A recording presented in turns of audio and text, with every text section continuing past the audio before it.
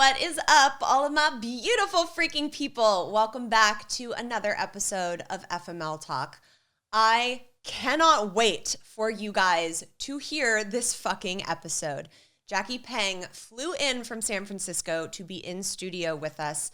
We met when she messaged me on Instagram, and her story is absolutely wild. I kid you not, it was like listening to a movie right in front of my eyes.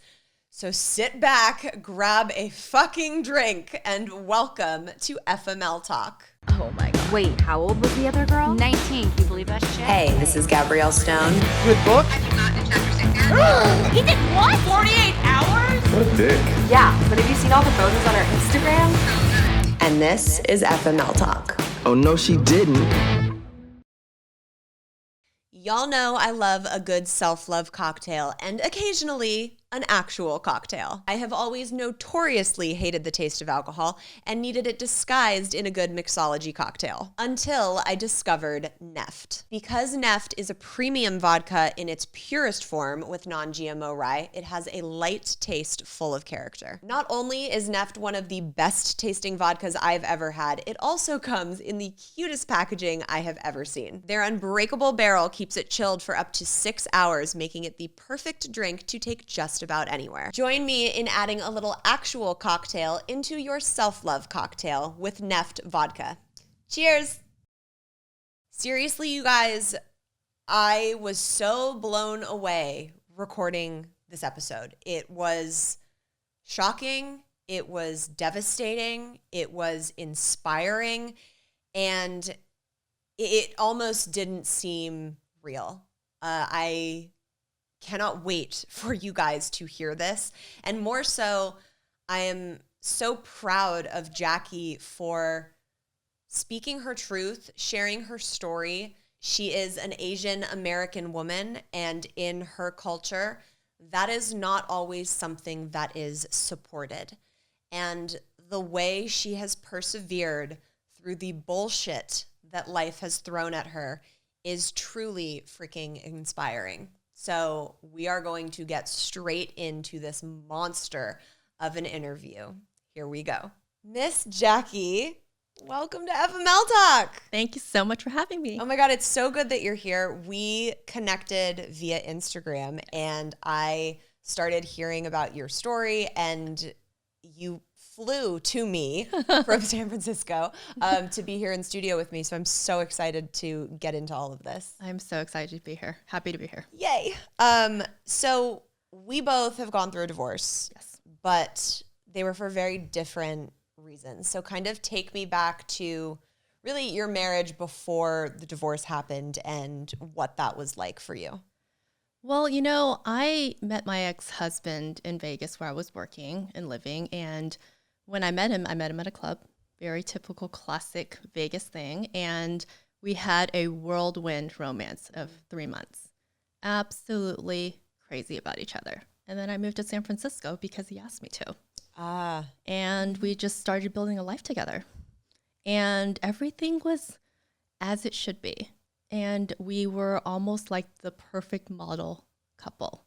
Everybody wanted to know what was our secret. How are you guys? The way you met was just such a story, that we wish we were in. And yet on the outside, everything seemed perfect. But on the inside, it really wasn't that perfect, from family trauma to drinking issues. Just, it was a lot. And, being an Asian American woman, you start to get torn between your ideologies and what you want, and then you have to follow the Asian culture. Right. And then you're constantly torn between coexisting between those two worlds. And give the listeners kind of some examples of what following that Asian culture looks like as far as marriage. As far as marriage goes, well, you are thrown into a large Asian family of sometimes 20 plus people. And I like to think of it as kind of the collective, which is the family, and the individual, which is you. And then you're constantly once you're thrown into that, you have to basically say goodbye to the individual you, and now you're a part of the collective, which is the family. Interesting. And then everything is revolved around the family, from how you communicate, how obedient you are, how loyal you are, how you handle indiscretions, like if your husband or ex-husband had a drinking problem, things like that. How you handle yourself as a representative of that collective is the ultimate pressure of being in that marriage. Right. And if you're with if your ex-husband or husband wasn't supportive and understanding, which mine was not, then you start to feel very alone, very isolated. Yeah. You have no one to talk to, and you can't even talk to your husband because he's not supporting you as an individual. He's supporting you as a part of the collective. Right. So it becomes very dark very fast. Yeah, and very lonely. And very lonely. And you have to find a way to say, okay, I'm okay being a part of the collective if you're okay saying goodbye to the individual you, which I was not. No, I mean, I wouldn't be either. That's kind of a devastating thought to me. And it's not something they ask you to do. It's just expected of you, and you have to figure it out on your own. Right. You have to figure out that that's what they want. They'll never ask for it. They're like that. It's just a very expected thing, and you should know better.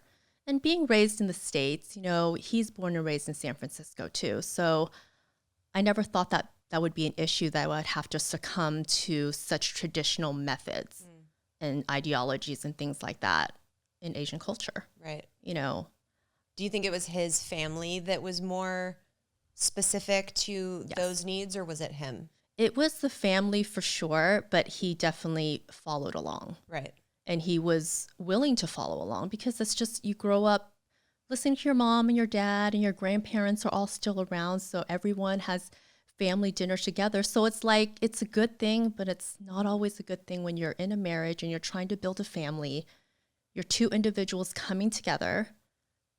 You have children, and you want to be able to raise your family the way you want to raise them. Yeah, in your own way. And I think that's one of the main reasons when people date and come together, they're like, okay, does your vision for your life and for your family match mine? Exactly. Yeah. I thought it matched perfectly. He was picture perfect, great on paper. Right. Or so he presented himself. Or so he presented himself. And I thought, man, I waited for the best one. Like, I held out. I could have married a lot younger. I had a lot of people that were interested. Some proposals in my days, and I turned them down because I was waiting for the one that I felt like, oh, this is it. Yeah. Like, every girl's waiting for that feeling. And I felt it when I met him. So 3 months, I was willing to say goodbye to Vegas. I was there for 8+ years. Say goodbye to my parents. Moved to San Francisco to start a life with him. And 9 years and 2 kids later, I find myself alone in the city, very little money, no one to turn to, no friends, no family, no house. Really isolated. Very isolated. So when did you realize in the marriage that it wasn't fulfilling you and you weren't happy and something needed to be done? I felt unfulfilled after when I was having my second child. The first one was good. You have your first baby, everything's perfect, right? And then we had some issues with the drinking. And, as a woman, as a mother, you want to think, okay, well, maybe it'll get better. He's just hasn't grown out of his frat days. I literally told myself that because he was in a fraternity in college. And it's just like, it's a frat party all the time. And I thought, okay, well, if he becomes a father, maybe he'll outgrow it. Right. And he'll move on from that. Maybe that'll change. It'll change. Yeah. It changed a little bit, but not enough to be what I needed him to be. And then when we thought about having the second one, I thought maybe not, because, at one point I thought it's easier with one than two, dealing with all that I had to deal with all the time. Right. And not getting along with my mother-in-law and things like that. Just all those things that people deal with when they have to deal with in-laws and things like that. But then, it progressively got worse. And then, that's when I took up baking. I started baking, hence divorce baker. And I started making macarons. I even built a business around it. Yeah. Because it was easier to bake than to deal with, everything I had to deal with. And it wasn't like he was very expressive or communicative. He didn't want to talk about it. He didn't want to go to counseling. I begged him to go to counseling. He refused to go to counseling. Is there a stigma around therapy in the Asian culture? They don't. It's admitting you have a problem. Right. I feel like that's in every culture. I think so there's too. a stigma around it. I think we're getting better as a society and normalizing that a little bit more. Yeah. But I think that's a problem in every culture. But I would think that it's less if we're going together as a a couple, couples therapy. Yeah. It's not like you individually have an issue that we have to deal with, even though he did. Right. Did you talk to him about the drinking? Or did you bring up the fact that you were uncomfortable or felt it was a problem? Gabrielle, if I could mention every single drunken episode in the hospital or what do you mean in the hospital? like one time he landed in the hospital. Oh. Or he fell on curb and hit his chin, or Oh wow! So it was like a real. It was real. Alcoholism. It was real. Yeah. If I could name how many times I got locked out of my house because he deadbolted me out, coming back from work. Oh my God. Yes, things like that, and nobody knows about that. I would never ever say anything to anybody, but he knew. Yeah. His parents knew, and then when it came to us separating, they even denied that existed. Oh, Jackie's making that up. Oh my God. It's that kind of situation. Right. Where they made it seem like I'm the crazy one or I'm the one making a big deal about nothing. He has a few drinks at dinner. It's not a big deal. That kind of thing. Yeah. So I started getting, lonely and more isolated and just kind of focused on other things and just ignore the problem. I think like a lot of people do in marriages, they don't face it and tackle it head on. And then a year goes by, 2 years goes by, you have kids and you just end up stuck. Yeah. And I think that's with a lot of people, and especially in Asian cultures, because you're stuck, isolated, and silenced. And that's the hardest part is when you're silenced for so long, even after I was divorced, I didn't say anything for like 5 years almost. And that's a lot to carry. I mean, I got through my divorce by talking about it and by sharing my story. So I can't imagine holding all of that in and feeling like it wasn't okay to speak my truth or share my story. Yeah. And I think that's why I'm wanting to do it now in the form of a podcast, because speaking, I thought about writing a book. Friends suggested maybe you should write a book about it. And every time I took pen to paper, nothing materialized. I wasn't able to form a single thought that I think anyone would understand on paper. But when I turned the mic on, all of a sudden it just came out. Yeah, because you needed to take your voice back. Yeah. I love that. So you decided to finally leave for a very different reason. I mean, I found out about infidelity and second phones and a whole nother fucking life, but you had a very different experience. Can you talk me through that a little bit? Yes. Mine wasn't infidelity. It wasn't abuse. It wasn't anything typical, but I think it's actually typical in Asian cultures. He basically was very dishonest and lied to me about the ownership of the home we were living in and paying for together. And I found out through my attorney. I never asked to see the deed for all the years we were together. I just trusted him. That your name was on the deed? No, it wasn't that my name was on the deed because the house was gifted to him by his parents. Okay. The deed was transferred to him, but he purposely left me out of it. Got it. And I even say it in my podcast to let all the females out there know that if that's listed on there, that's what that means. Right. Yeah. Married man, single, separate property. That phrase changed my world. Yeah. And when I confronted him with it, he didn't explain, no apologies. He ended up just kicking me out of the house and said, "You have no interest in this house. Please leave." Are you kidding? No. Okay. So you confront him about something that you have every right to confront him about. And instead of wanting to talk about it or work through it, he just kicks you out. Yes. And what about the kids? Well, he wanted full custody of them because he actually said you should just go back to Vegas. And Like you were just some random Yeah. chick he picked up on the streets of Vegas and you can just be discarded back to the city you came that's from. exactly what I said. Oh my God. Okay. And I said, I'm not leaving here without my kids. Yeah. So I deserve to be here as much as you do. And so I stayed. I fought. I got 50-50 custody. I fought hard. Good for you, girl. And I have 50-50 custody of my kids every other week. Oh my God. Okay. So you go through the process of a divorce. What was that like for you? Because I felt shame in my divorce. And that was, you know, when I found out so many lies and so much deceit and disrespect against my body and like infidelity. And I still felt shame. Yeah. What was it like for you to have to know that his family and this collective now Yes. knew? What was that experience? It was even crazier than me finding out about the house. When he decided to kick me out of the house, he sent a mass text to the entire collective asking them to ignore Jackie's emails, texts, calls, do not respond to her in any way. And within 24 hours, I no longer existed. Okay, I'm just gonna say it. It feels kind of cultish. A little bit. I mean, just the phrase, he sent a text to the entire collective. Yes. Like, it kind of makes my hair stand on end.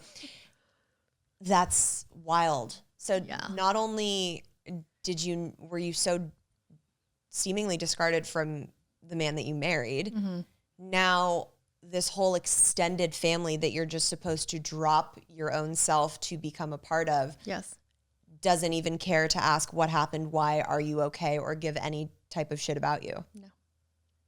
God, that must have felt so lonely. It was devastating. Yeah. It was probably the hardest thing I ever went through. And the fact that I'm still here today and I'm able to talk about it.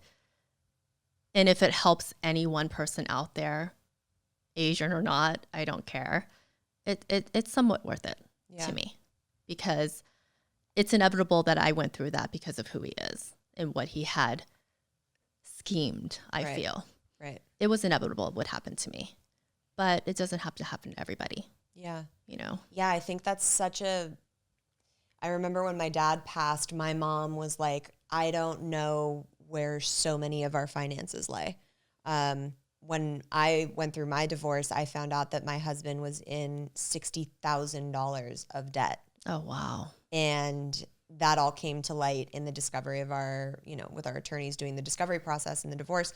And I had no idea because he flaunted money around like it was fine. And it was never a thing. And it was $60,000 of debt that he had racked up on his affair. Wow. And it was so wild to me. On his affair? Yeah. Like, I mean, I'm sure not all of it, but a vast amount of it was, jetting off to Miami with her and, Holy shit. like going on shopping sprees with her.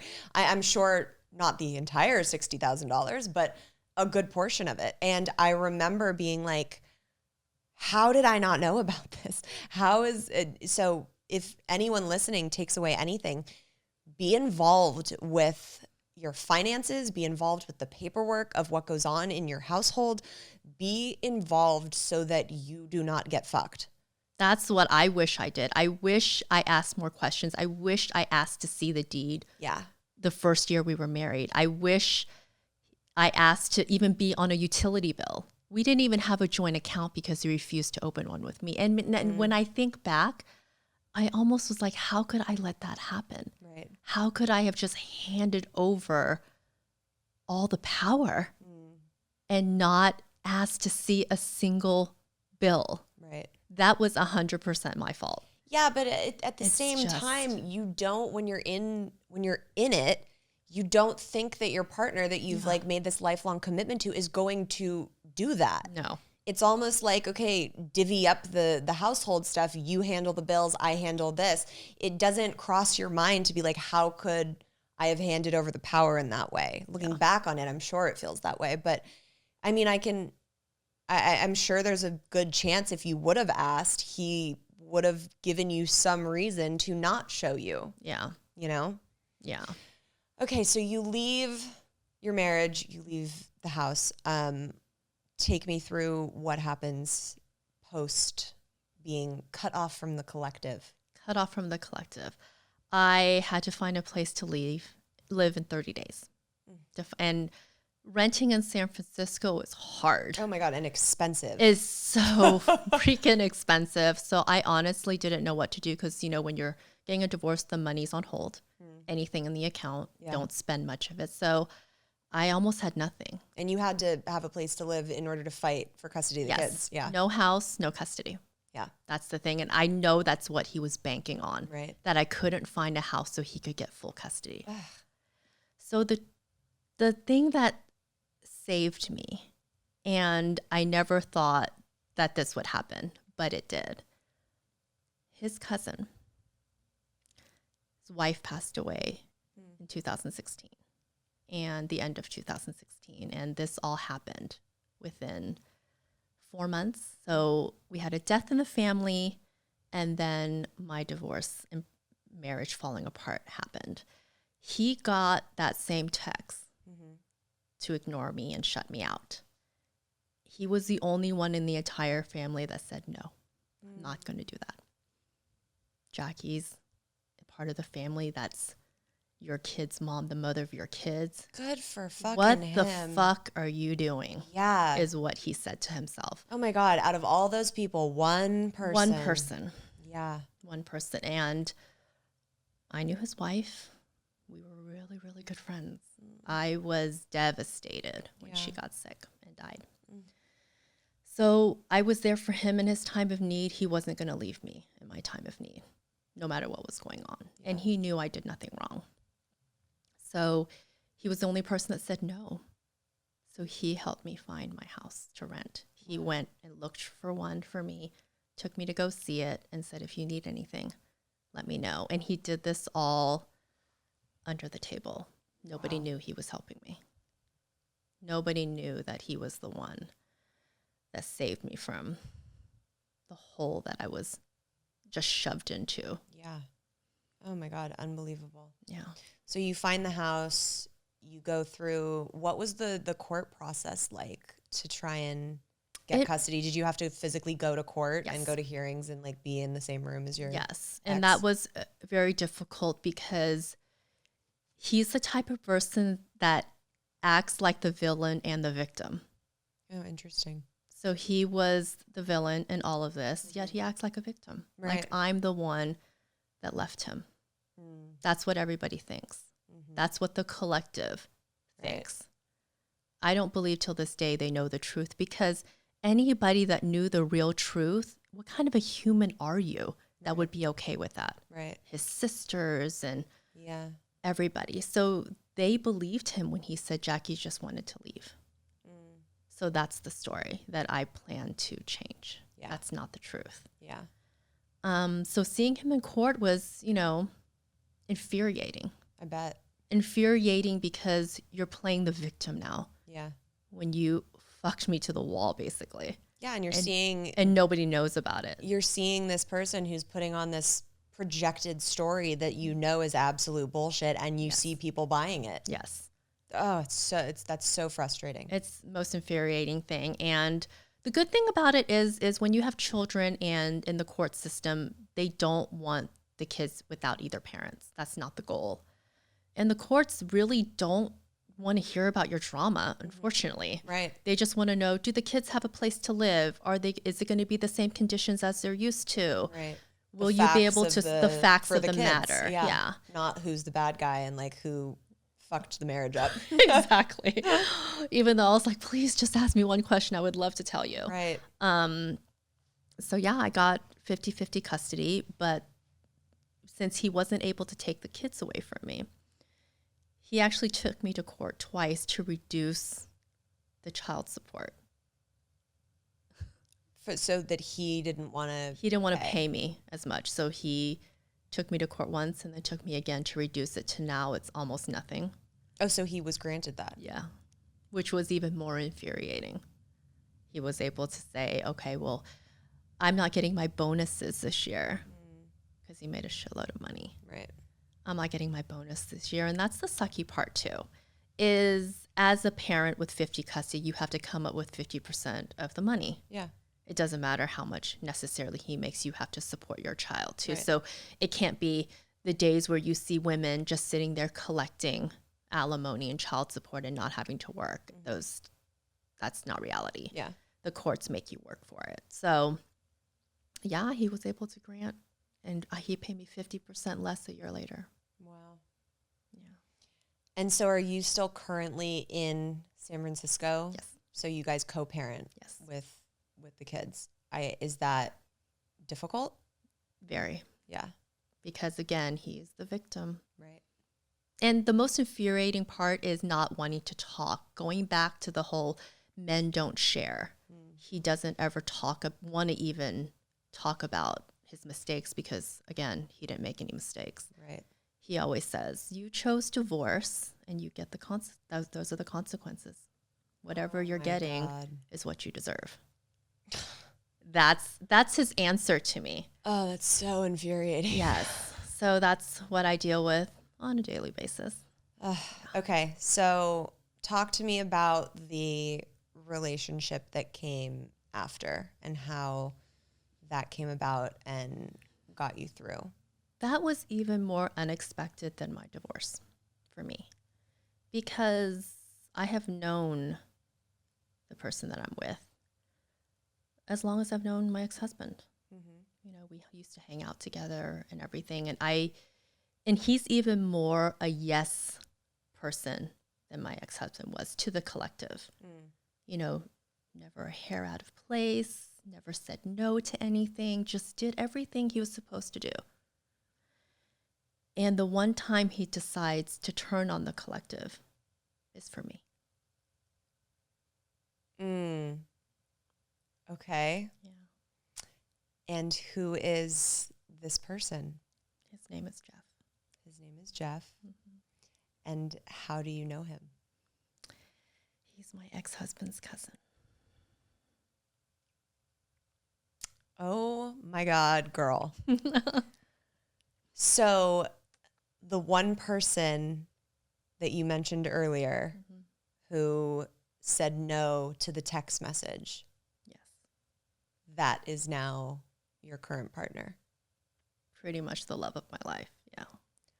Oh my fucking God, dude. Okay. So does the collective know that you guys are together? Yes, we actually came out to them in 2019. Okay. It all started very late. You know, I got divorced in 2017. Oh, me too. Yeah, Cheers to that. I know. And then, you know, took some time. He was around to make sure I was okay. And then in 2018, somewhere along the line, we kind of started having feelings. And we talked about those feelings and even talked about ignoring those feelings because the collective would not be okay with that. And I didn't want him to be in the middle of that. Well, I'm sure there's a lot of fear of him being ostracized. Yes. For that. I mean, that, because especially, correct me if I'm wrong, in that culture, that's unheard of to divorce your husband and then go be with his cousin. Absolutely. Absolutely. Like I mean, the you tabbest of the taboos. biggest taboo. Yeah. Like big freaking T. Yeah. You can't do that. And I didn't want him to have that Sure. reputation or have that name on him. Yeah, and the consequences of And what the that could bring. Yeah. So we talked about it and we said, you know, we shouldn't. Even if we have feelings, maybe they'll go away. You know, we've just leaned on each other so much with what he went through, what I went through. And he stopped talking to his cousin way before we told them. He kind of just shut him out for 2 years. So When you say he stopped talking to his cousin, who are you referring to? my ex-husband. Okay, got it. And he stopped talking to him because somewhere along the way they knew that he was still in contact with me. So my ex-husband was upset that he didn't listen. Respect the text. Respect the text. I mean, I cannot. It's so ridiculous. It is, isn't it? You didn't respect the text. So he kind of already like shut him out in a way. Yeah. We talked about our feelings and we decided, okay, let's just take a month off. Let's just not hang out, not talk, and just see if the feelings are really real. Yeah. A month goes by, nothing changed. Nothing changed. We had dinner, we talked, and we decided, you know what? Let's just date for a while and see where this would even go before we say anything. Right. Like if it's worth If blowing it's up our lives. worth blowing up everybody's fucking life at this point. Yeah. So the end of summer 2018, we started hanging out more, dating, and, you know, all that. And then 2019, he says, I'm going to tell him. Because he says he loves me. And he doesn't want to be with anyone else. No matter what the consequences are. So he decided to tell his parents first. And when the entire collective found out, and my ex-mother-in-law is the queen of the collective, by the way. She's the leader of the pack. It's so culty to me. I don't know. I can't, like, it's like making my skin get all weird. Okay. So when she found out. And they basically called him for a mass meeting at one of the houses, which actually does feel very cold. Like now that I'm looking at you and I say that. Right. It kind of does feel like that. Right. But and I'm not saying that, like, that it's an Asian culture thing that feels culty. I'm not saying that at all. No. I'm just saying that it's the fact that there's an entity and that everybody, you know, has to kind of like mold into that. Yeah. That idea to me feels that way. Yes. Yeah. Yes, for sure. He was called to a meeting and said, we want to talk to you. He went. Things were said, you know, my ex didn't say much. He just basically said if there's a Jackie and a Jeff, then there's no family. So they gave him an ultimatum. Either you choose your relationship with Jackie or you come back to the family. Oof. And you had to decide right now, like right then. And there's there. roughly how many people at this weird meeting?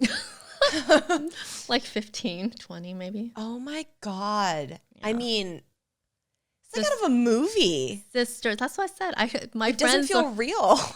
my friends are like, this is kind of crazy rich Asian vibes, but Right. then kind of maybe a modern Joy Luck Club. I'm not Oh sure. my God. Oh my God. Okay. So he's sitting there and they've given him this ultimatum. And let me set the scene. It's like everybody, and then he's on a stool looking at everybody. Like that's the scene. I can't. Yeah. I mean, are they all in matching robes or what? I mean, come on. This is like this is wild. Okay. And they presented him with that ultimatum. And you must choose right now. He goes, I don't want to choose. I don't want to give up my family. I don't want to have to make this choice. Yeah. And they said, you have to because it's Jackie. You can't be with her. For many reasons other than the fact that's your cousin's ex-wife. Well, what are the many other reasons? Because she doesn't like me. Oh, okay. Yeah. Like this was the ex-mother-in-law Yes. saying that. Got it. You can't be with her. So you have to choose. It's either your relationship with her or the family. And he said, if you're going to force me to choose, then I choose Jackie. And he got up and walked out. Yeah, he did. Yes. Oh my God. Round of applause. Oh my God. Yeah. Okay. So did they hold true to that? Yeah. He hasn't attended a family event since then. He Wow. hasn't seen any of them since that day. That's so sad. Yeah. That people would choose to boot out a family member that they clearly love Yeah. or loved because of that. But that's what's very upsetting to me is people use however you feel about something, you think your feeling about it is more important than anything else. How you feel about something. You know, a lot of times within the culture, they always say, oh, you shouldn't do this or this is wrong. It's like, just because you don't like something doesn't make it wrong. It just Yes. means you don't like it. Yeah. It just means it's not your jam. It's not your jam. Yeah. And I get it's taboo. We knew what we were getting into and we knew how they would feel. I Right. didn't think that they would really cast him aside like they cast me. Yeah. And he was very angry and upset for a very long time. And not God, to say I can't even imagine. and not to say he's not upset anymore. I mean, we've definitely learned to move past it. But the biggest upset is, again, how you feel for everybody is more important than me, is how he sees it. Yeah. Like, you don't have to agree with everything I choose to do in my life. Right. And this could be the biggest thing you don't agree with. But to literally say, you're not welcome here anymore. Yeah. So has he spoken to any of them? No. Oh my God. No. I mean, to just lose an entire family in like the blink of a decision because you love someone. Yeah. Oh my God. I can't. I'm like so impressed with him. I am too. That's wildly romantic and devastating at the same time. And there's so many parts of it that I would love to share, and you'll hear about it on my podcast and maybe one day a book, hopefully. But just the way he handled it, you just don't see that much anymore. Right. I mean, he's my hero in every way. He saved me when I didn't think that anybody would. Yeah. And he's the only person that's ever stood up for me. And he's more of a husband. We're not married, but he's more of a husband to me than my ex ever was. Wow. Wow, girl. What a fucking story. So now that you have your podcast and you're speaking out about all these things, does your ex or any of the, I don't know why I want to laugh every time I say collective, any of the collective Yes. know about it? Oh, yes. We actually had a recent upset Okay. about it because my ex texts me a single message because he's not a man of many words. He just texted me at one point. He said, "Your podcast is not helpful." Neither was your drinking Yes. or kicking me out of the house or lying to my face for X amount of years. Very true. Right. And most recently, actually, Jeff's family was asking him about the podcast and very upset that I'm doing it because I might be saying things about them or I might be revealing things and they don't like it. Well, and that's not handling your indiscretions in That's the right. appropriate way according to them. Exactly. But there was an episode on my podcast that I said very clearly, and it took me a very long time to figure this part out. But, you know, as angry as I was at them for just casting me aside, and within 24 hours, Jackie no longer existed, at the end of the day, they didn't really owe me anything. So, what does that mean? I do not owe them anything either. I don't owe them the courtesy of being quiet or being discreet. And I do not owe them me not sharing what actually happened to me for the sake of you. Yeah. So I don't owe them anything either. And I think what it comes down to is that people need to remember that you own whatever has happened to you in Yes. this life. That is your story to choose to keep close to you or to tell. Yes.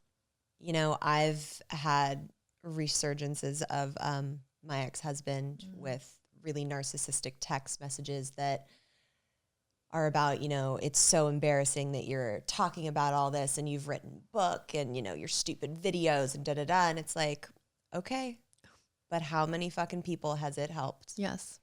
And that is my story, and that's what happened to me, and I own that. And that may piss you off, and that may upset you, and that may infuriate you. Yeah. That is not my problem. No. So I think it is amazing that you have chosen to tell your story in an authentic, personal way, and that you've had the courage, because I know in that culture that's so taboo to go and, as they say it, air out your dirty laundry. Yes. Yes. So I think it's even more pressure on you to make that decision to do that. So it really speaks to who you are as a woman. Thank you. I just really wanted to also demystify the fact that all they care about is their image, and that really, really bothers me. I mean, they're immense, like, striving for the perception of perfection all the time.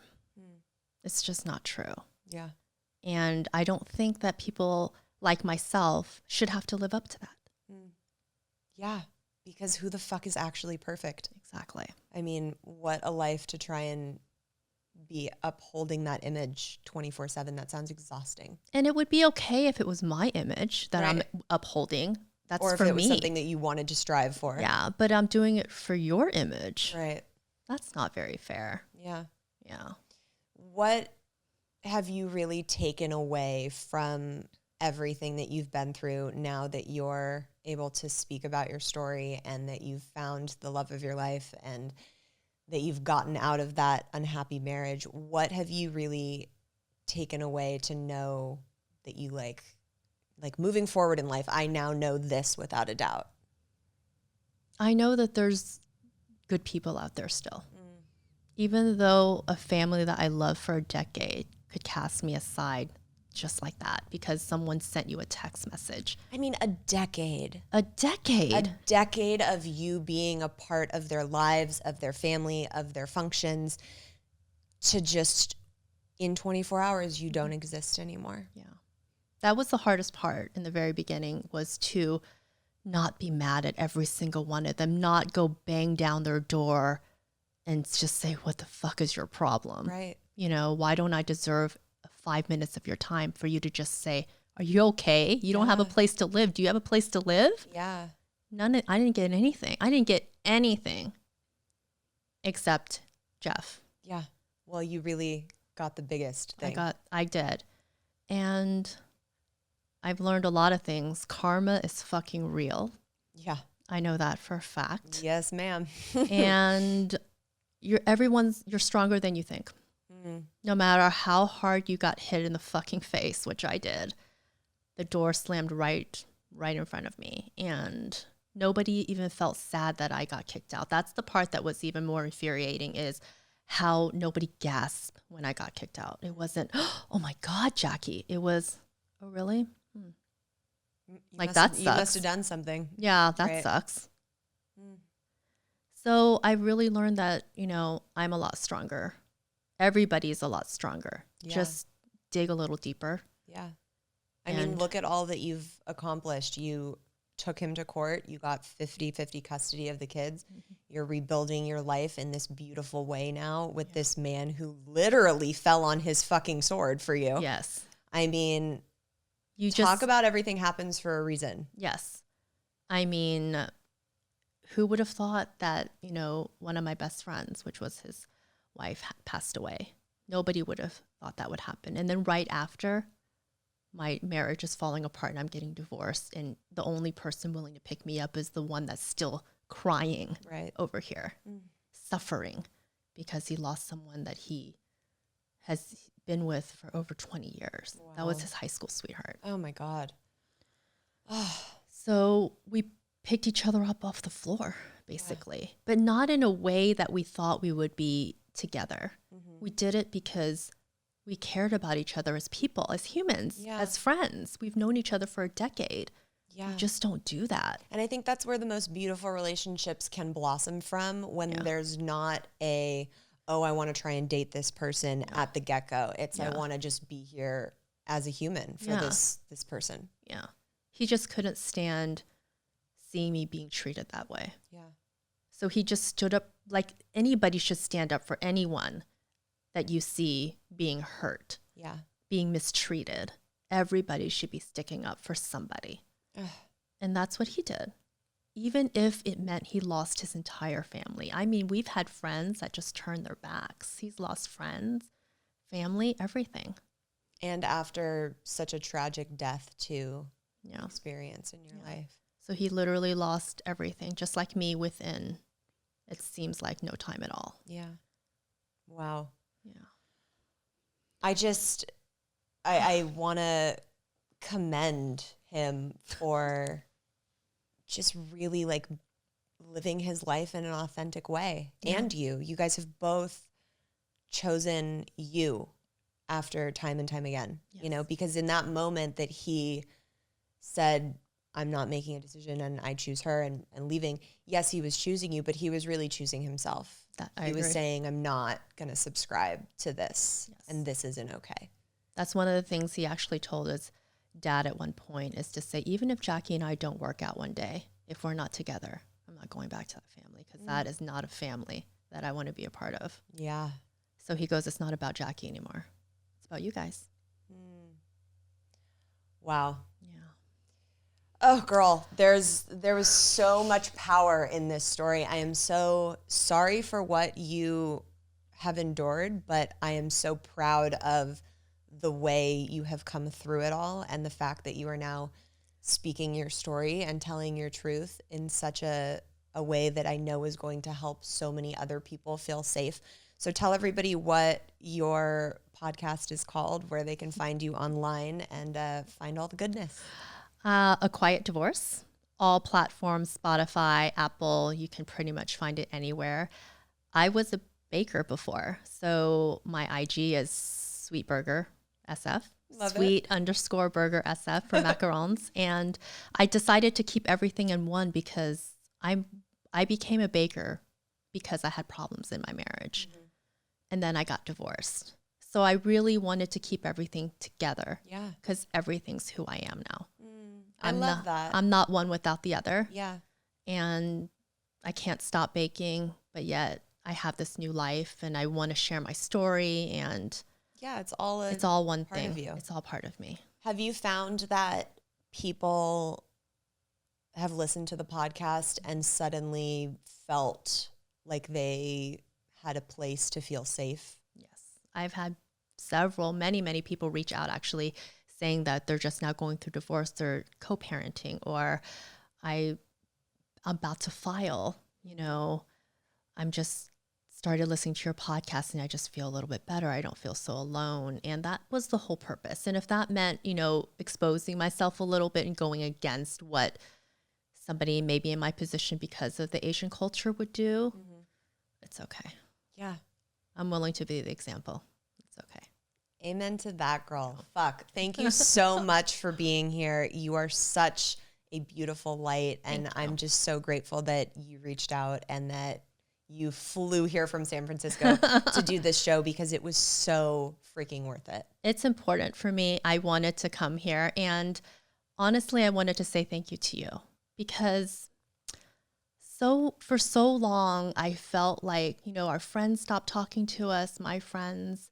And when I messaged you, you messaged right back. It was like 20 minutes. And I never got that kind of connection so quickly with someone. All of my friends kind of left. And it's been a while since someone has texted back. Oh. So thank you for doing that. Oh my God, I'm going to cry.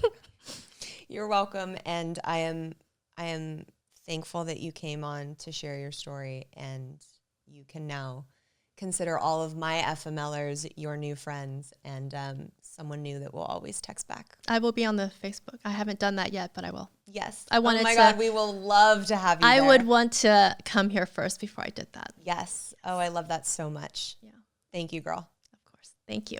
I want to thank Jackie so much for flying out to be here in studio with us. I am so blown away by the details of her story and how strong of a woman she is to really continuously choose herself, for her amazing boyfriend, who you guys didn't see but was in studio with us watching. It's really absolutely this fairy tale ending out of this devastating story that happened to both of them. And it was really incredible to see both of them choose themselves and choose each other. Please go check out Jackie's stuff so you can continuously hear her tell her story and speak her truth, because so much more of that is coming. Okay, we are going to take a turn now and jump into some of your FML stories. This one is going to be a little different. We were sent two separate stories from two separate women who happened to be entangled in the same FML moment. Here's number one. As a young child, I dreamed of a fairy tale marriage, and for some reason, I was really determined as a young girl to have a marriage that worked. And so, as I grew up, my main desire was to find out how to make a marriage work. And so, I married my college boyfriend. We got married at year 7. He had an affair with a high school student. And I stayed because I had that drive in me to want to be married and make it work and have the best marriage ever. And I didn't want to fail at it. And so I just knew we could make it work. He was really kind to me. He had me fooled. And so then we ended up having children after that. We had 3 babies in less than 3 years. And then he had another affair when the boys were about 5, 6, and 7. And he had an affair with a person he met at a horse show. He's a horse trainer.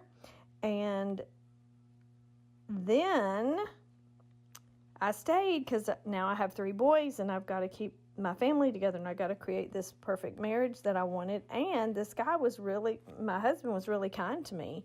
Not only was he kind, he lied really well. I mean, just smooth as silk. And so I stayed with him, wanted to stay with him, did stay with him. And then years later, he left. He finally left. He didn't tell me he was leaving, as in he wanted a divorce or there was someone else. He just said he needed time to think. And he moved out, and he moved in with his other woman. And so for years, he told me there was no other woman, and he kept coming home during lunchtime with our kids. We homeschooled. And so we lived this life. He lived a double life, and I allowed it. I didn't go seek out what he was doing. I wanted to keep my family together. I wanted to keep my boys in our home, and I didn't want to have to share them on the weekends. And I just kept our family like it was, and I allowed it to go on. But in the midst of it, I became a better version of me. I learned all kind of wonderful things, and I'm so thankful for what I went through. But his parents enabled him, and so now the third woman has reached out to me because now he's doing to her what he did with her, and she has also contacted y'all. And so that is my story in a brief 3 minutes. Thank you.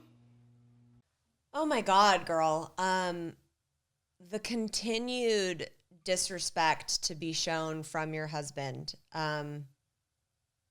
And I know a lot of people listening to this are going to say, well, how many times does that have to happen before you leave? So for you to point out the fact that you didn't want to break your home up for your boys, and that you had this dream from the time that you were a little girl of wanting to have that perfect family and perfect marriage, so you were willing to sacrifice your own happiness to try and achieve that, but at what cost?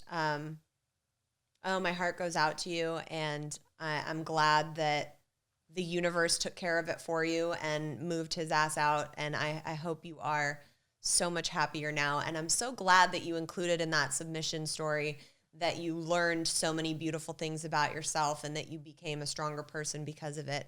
And I think that's really, really important. So now we are going to listen to the story submitted by a woman who had an affair with that woman's husband. Hello, my name is Linda Tucker, and I was the other woman in Evie Shaw's marriage. I began an affair with her husband, who was my horse trainer. He was also a well-respected member of their community, a guidance counselor, and a high school basketball coach. I was smitten with him. He told me that his wife was crazy, controlling, and trying to limit his development of his passion and his skills, and that I got him. And he made me believe that we were soulmates and that we were meant to be to each other, meant to be with each other. In 2012, he left her for me, and we began living together, which we did for the next 9 years. I thought he was a great man. I respected the fact that he spent a lot of time with his boys and with Yvette, co-parenting in a way that I thought was admirable and very amicable between the two of them. I suggested they give workshops on how to be good divorced people. Little did I know that he had essentially turned us into sister wives. He never stopped sleeping with her, and she was doing her best to be a good wife so that he would return, giving her the marriage that she had worked so hard to build and the family that she was determined to keep together. I was oblivious to the fact that they continued to have a relationship beyond that of co-parents, and it would be years before I was to discover that. In 2018, they lost a child to cancer. Shortly thereafter, her husband had an affair on me with a friend and a horse show client, and then another, which both the first one lasted a year and a half, the second one lasted about a year and a half as well, and now they are engaged. He dated the second one openly, very boldly. He and I began counseling. In the middle of that, he said he was no longer seeing her, asked me to marry him in November of 2020. Only a few weeks later, he took her to family Thanksgiving dinner with his parents. And I discovered that by finding photographs on Facebook. Everything blew up then, and his double life was exposed to all and sundry: his parents, his sons, Yvette, Evie, and everyone else. However, this other woman was determined to keep him, as was I, and so began many months of intensifying narcissistic abuse, gaslighting, horrific lies. Some of the abuse did get physical at times, and eventually he left in a really traumatic way in March. However, he did not stop seeing me. We continued to see each other, and he is now engaged to this other woman. I am deeply trauma bonded to this person, and thankfully Evie is helping me to break that trauma bond slowly but surely. Our goal is to educate other women about the dangers of becoming involved with someone who displays signs of narcissistic behavior or traits. This person was diagnosed eventually with narcissistic personality disorder. But our scars are deep, and I'm grateful to Evie for allowing me to share this journey with her and helping to ease the pain of my own. Thank you. Holy shit, y'all. This episode has been a fucking wild one. First of all, I hope that both of you ladies send this fucking podcast to every woman that man knows. Sir, big fuck you to you, man. Like, there's like nothing more to say. I can't even begin to think about the amount of women that have been hurt and scarred by this one individual. Also, I want to say I am so deeply sorry about the loss of the child that took place. That is absolutely devastating. And I'm so happy that these two women have put their differences aside and come together to work together on their healing journey. That is fucking amazing. And thank you guys for both contacting us and submitting those dual stories. We've never had something like that on this show, but I do know that it happens so often. A lot of our FML stories that get submitted, people say, you know, now the other girl and I are friends, and we keep in touch. So it happens all the time. And I hope this is a really good example to people of how manipulation can completely change someone's life. And it's really scary. You need to really be diligent about the people that you are letting in and that are close, and really being aware of what's going on in your world. God, I feel like I have an emotional hangover from this one episode today. So I am going to leave you all with that. As always, make sure you are subscribed so you never miss an episode. Keep up with us on Instagram at FMLTalk Podcast. If you want more bonus content or access to the private self-love Facebook group where you can Zoom with me every Tuesday and get 10% off all your merch, there is an incredible community of FMLers on there. You can go to patreon.com/FMLTalk. Remember, you can check us out live in studio on YouTube for every episode on youtube.com/FMLTalk. And remember to have a self-love cocktail on me. Fucking deserve it. I will see you next week, guys. Cheers.